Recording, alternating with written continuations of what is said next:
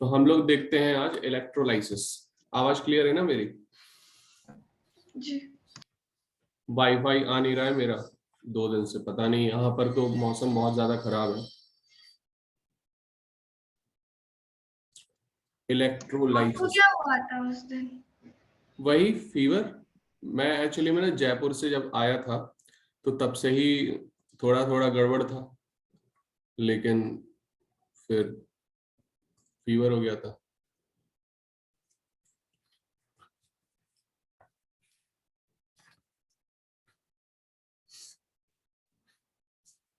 मैं एक दिन निकल गया सिंपल शर्ट में बाहर, तो और आजकल मौसम इतना मतलब मस्त चल रहा है, क्या बताएं।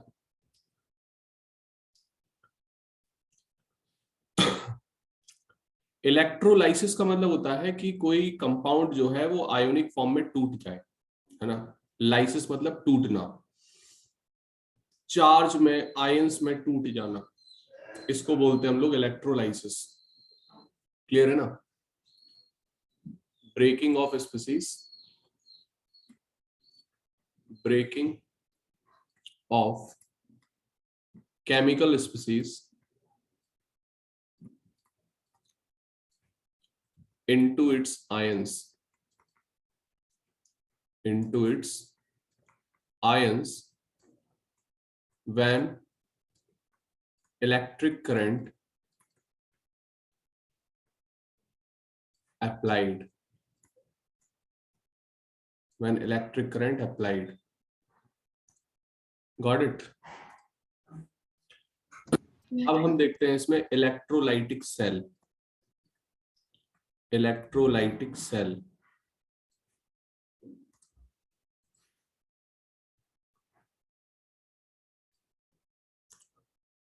केसेस बढ़ गए क्या वहां पर? बहुत तेजी से बढ़ रहे। सेफ रहना, अंदर रहना। मैं तो बाहर ही नहीं जा रही हूँ कहीं।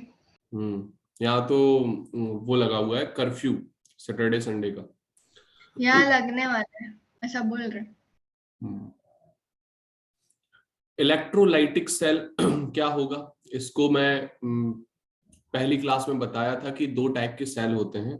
एक इलेक्ट्रोकेमिकल सेल होता है, एक होता है इलेक्ट्रोलाइटिक सेल। तो इलेक्ट्रोलाइटिक सेल जैसे बैटरीज वगैरह में इलेक्ट्रोड्स होते हैं, सॉल्यूशन होता है, that is the form of electrolytic cell. तो इसमें लिख सकते हैं it is the cell, it is the cell which convert electrical energy into,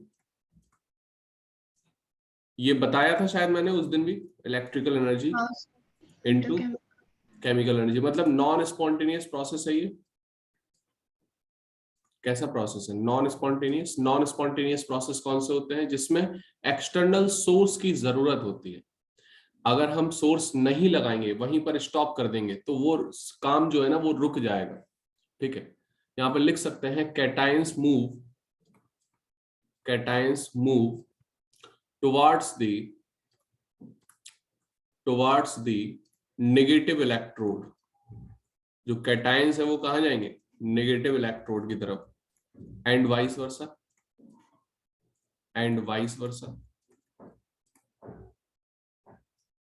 clear? कोई doubt? This process is known as, this process is also known as electrolysis. इसको भी हम electrolysis process में बोल देते हैं। लाइसिस का मतलब बेसिकली होता है टूटना। Got it?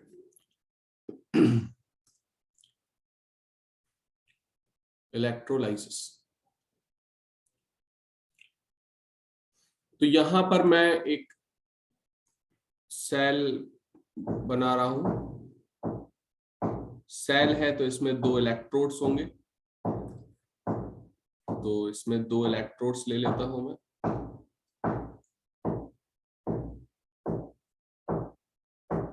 2 इलेक्ट्रोड्स ले लिए, और इस इलेक्ट्रोड में मैं कनेक्ट करता हूं बैटरी को, बैटरी को ये कनेक्ट करता हूं मैं। Clear? That is called cathode and that is called anode. Clear? कोई डाउट? अगर मैंने ये वाला जो आयन है यहां पर, ये मैं आयन जो है और ये दूसरा आयन मैं ले लेता हूं, तो ये वाला जो आयन होगा इसको मैं कंसीडर करके चल रहा हूं Na+ मतलब कैटायन, और इसको कंसीडर करके चल रहा हूं एनायन।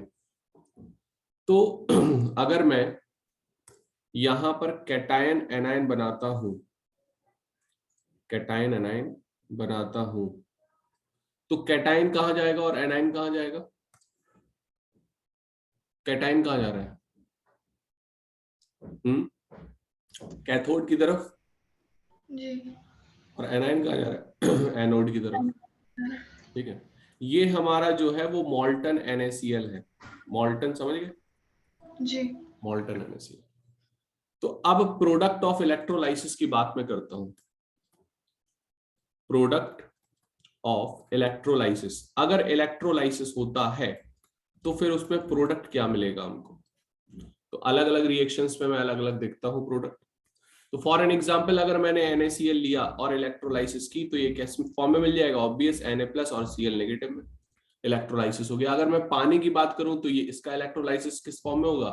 H+ और OH नेगेटिव, मतलब आयंस फॉर्म में आपको ब्रेकिंग फॉर्म में मिल जाएगा। तो अगर मैं यहां पर बात करूं एट एनोड, एनोड में क्या हो रहा है भैया? एनोड में क्या होता है? ऑक्सीडेशन। तो ऑक्सीडेशन होगा तो क्लोराइड आयन जो है वो हाफ Cl2 में पहुंच जाएगा, मतलब -2 जा रहा है, मतलब इसका क्या हो रहा है? ऑक्सीडेशन हो रहा है। क्या हो रहा है? ऑक्सीडेशन। और वहीं में बात करूं मैं कैथोड की, तो कैथोड पर कौन सा जा रहा है अभी? कैथोड पे जा रहा है Na।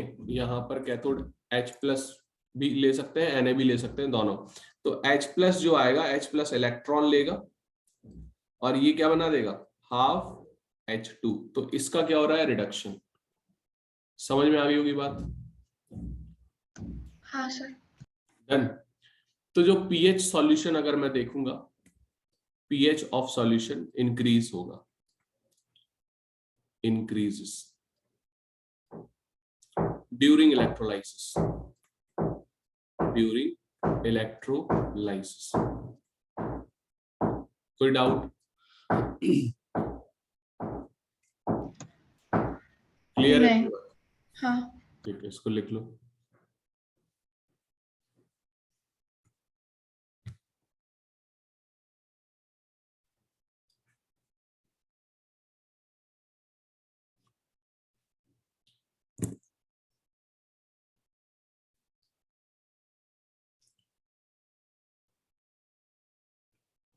वैभवी से मेरी बात हुई थी तो वो कह रही थी मेरे तो 28-29 नंबर आ जाएंगे केमिस्ट्री में। उसका फिजिक्स हार्ड गया ऐसा बोल रहे थे।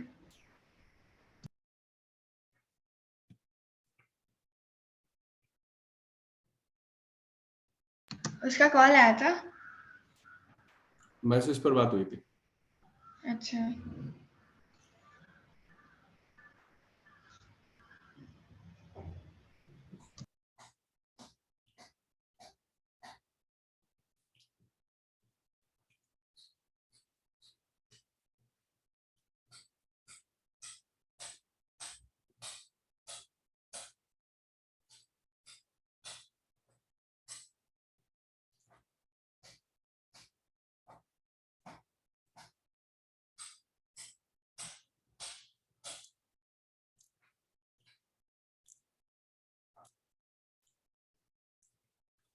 तो देख लेना, जब जैसे हम अगर नमक लेता हूं तो नमक जब लूंगा NaCl पानी में डालूंगा तो यहाँ पर एनोड में क्या जाएगा? क्लोराइड। कैथोड में क्या जाएगा? H+। तो इस चीज का थोड़ा सा ध्यान रखना। नीट के फॉर्म आ चुके हैं, भर दिया? नहीं आया, कहाँ है? मैंने लिंक भेजी थी कल ग्रुप में। उसमें कुछ नहीं था, मैंने ओपन किया सर। कुछ नहीं था? नहीं, सिर्फ इंस्ट्रक्शंस थे कैसा फिल करना। नीचे था। बहुत स्क्रॉल किया मैंने। अच्छा, पता नहीं, मुझको किसी ने बताया था।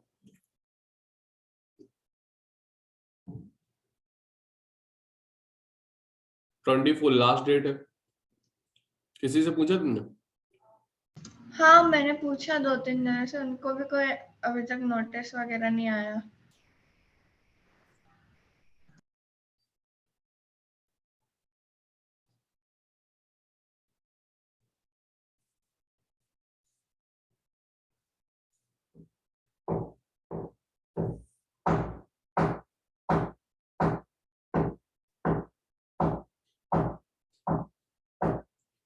डन। No wait.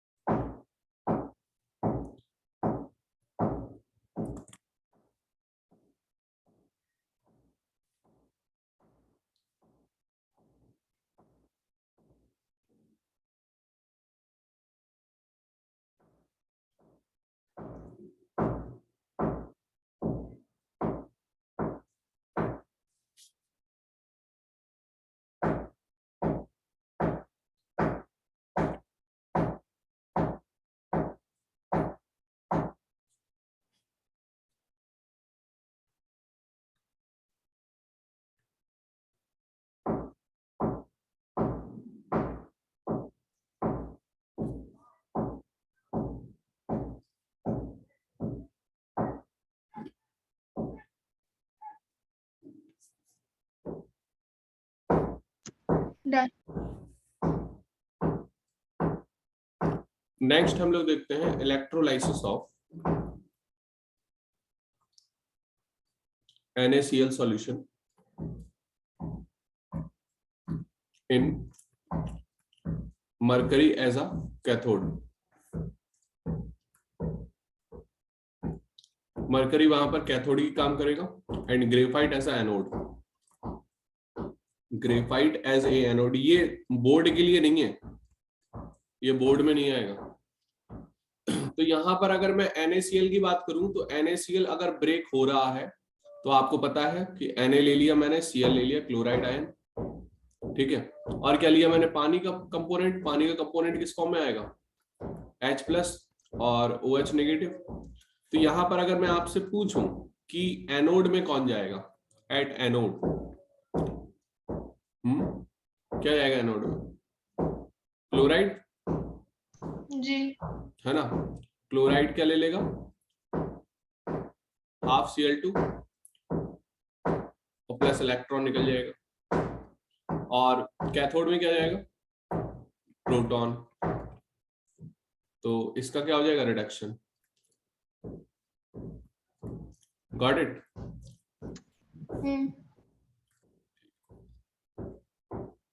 याद रखना इसको।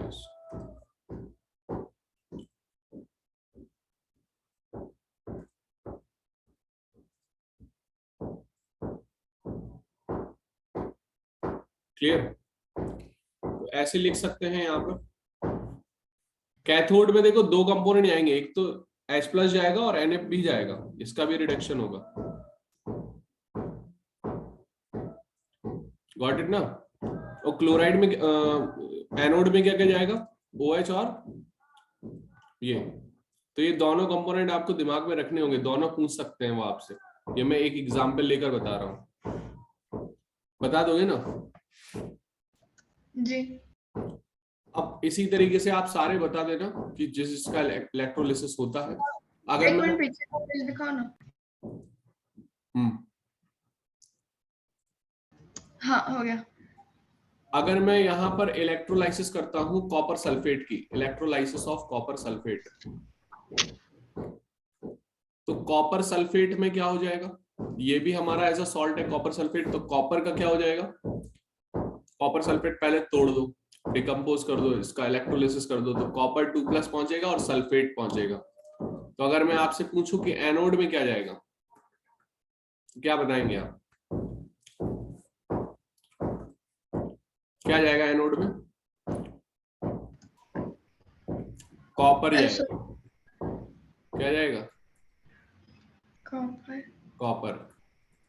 ऑक्सीडेशन होगा ना इसका। और कैथोड में क्या जाएगा? कैथोड में भी क्या जाएगा? कॉपर 2+। तो इसका क्या हो जाएगा? कॉपर 0, क्योंकि हम कॉपर सल्फेट का ही सॉल्यूशन ले रहे हैं, समझे ना? सॉल्यूशन किसका लिया हमने? कॉपर सल्फेट का ही। अच्छा, ओके। हाँ, इसके साथ जो चीज है वो है पानी। तो पानी का तो पता है आपको, पानी से तो नीचे ही है ना कॉपर, ये हाइड्रोजन से, तो रिडक्शन तो इसी का ही होगा और ऑक्सीडेशन भी हो रहा है इसका। क्लियर? हाँ। अब देखो आगे मैं चलता हूं। सर लिखना है। लिख लो।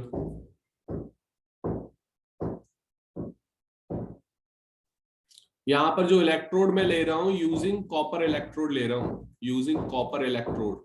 तो कॉपर का ही रिडक्शन और कॉपर का ही ऑक्सीडेशन होगा।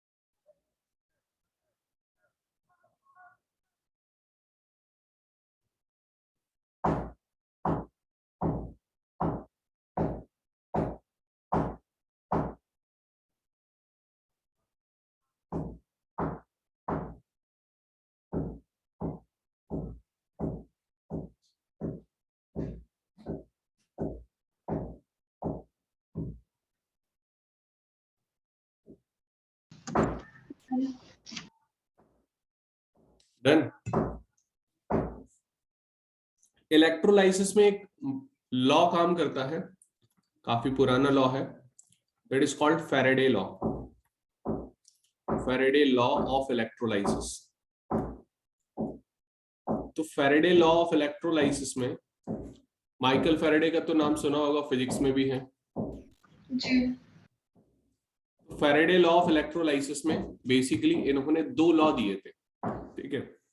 ये है जो लॉ बेस्ड है वो क्वांटिटेटिव एस्पेक्ट्स पे बेस्ड है, एस्पेक्ट्स ऑफ इलेक्ट्रोलाइसिस। ये हमें अमाउंट बताता है कि कितना अमाउंट आएगा ऑन इलेक्ट्रोलाइसिस, ठीक है। तो इसमें हम देखते किस तरीके से है, यहाँ पर ध्यान देना थोड़ा सा। सबसे पहले हम इसका फर्स्ट लॉ देखते हैं, first law of electrolysis. First law of electrolysis, Faraday first law. तो फैराडे फर्स्ट लॉ बेसिकली बोलता क्या है कि जितना भी आपका अमाउंट ऑफ सब्सटेंस है, अमाउंट ऑफ सब्सटेंस, जो भी अमाउंट ऑफ सब्सटेंस है, ठीक है, जो भी इलेक्ट्रोलाइसिस के दौरान जो भी अमाउंट हमको मिलेगा, ठीक है, डिपॉजिटेड, चाहे वो कैथोड में हो, कैथोड में डिपॉजिट होगा और एनोड से निकलेगा, एनोड से निकलेगा तो उसको लिख देंगे हम लिबरेटेड। तो कितना डिपॉजिट हुआ, कितना लिबरेट हुआ at any electrode, at any electrode is directly proportional to, ये बिल्कुल डायरेक्टली प्रोपोर्शनल होगा, directly proportional to the charged pass, या करंट फ्लो बोल सकते हो, फ्लो ऑफ करंट। तो इसको चार्ज पास को हम करंट भी बोल सकते हैं, ठीक है ना, और करंट, इलेक्ट्रिक करंट, ठीक है, गॉट इट ना।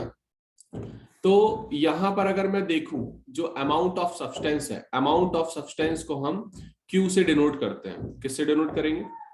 Q is a basically charge, it's amount of charge, amount of charge. Physics में हमने स्मॉल q देखा था ना, फिजिक्स में स्मॉल q है, यहां पर कैपिटल Q है, गॉट इट। और W क्या है? W is the amount, W is the amount of substance, clear. तो जो W है वो डायरेक्टली प्रोपोर्शनल किसके है? चार्ज पास के, गॉट इट, क्लियर है ना। तो जब डायरेक्टली प्रोपोर्शनल का साइन हटाएंगे तो यहां पर क्या आएगा? एक कांस्टेंट आएगा, that is called Z, that is called Z। और Q आपको पता है, Q इक्वल टू क्या होता है? आपको पता है I क्या होता है? Q अपॉन T, पढ़ा है फिजिक्स में, charge flow per unit time. तो चार्ज बराबर क्या हो जाएगा? I into T. तो Q की जगह हम क्या लिख सकते हैं? I इंटू टी लिख सकते हैं ना।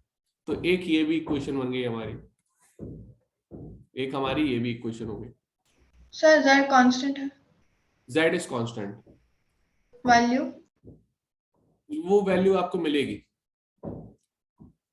वो वैल्यू आपको मिलेगी। इट्स इलेक्ट्रोकेमिकल, क्वेश्चन में आपको वैल्यू मिलेगी, इलेक्ट्रोकेमिकल इक्विवेलेंट ऑफ सब्सटेंस, और इलेक्ट्रोकेमिकल कांस्टेंट बोल सकते हैं, क्लियर है ना। जी। इसको अब जो भी आपका इक्विवेलेंट वेट आएगा, ठीक है, वो आप Z बराबर निकाल सकते हो, equivalent weight, equivalent weight of substance, divide कर सकते हैं आप फेरेडे, फेरेडे को कूलाम में बदलेंगे तो कितना बदलेगा? 96485 लमसम होता है, लेकिन इसको सिंपल वे में 500 भी कर सकते हैं। तो इस तरीके से आप Z निकाल सकते हैं किसी किसी क्वेश्चंस में, नहीं तो आपको दिया जाएगा, क्लियर। कोई डाउट? नो।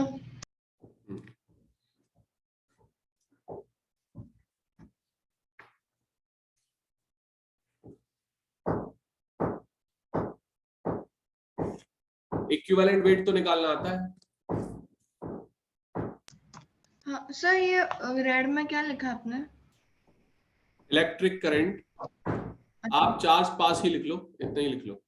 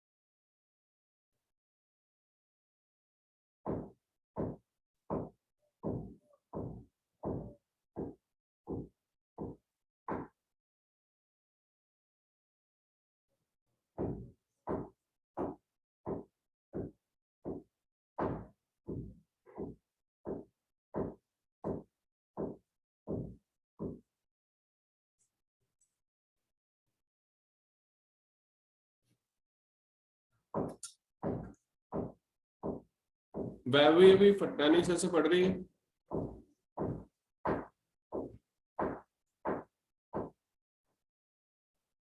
फिजिक्स पढ़ रही है क्या वैभवी?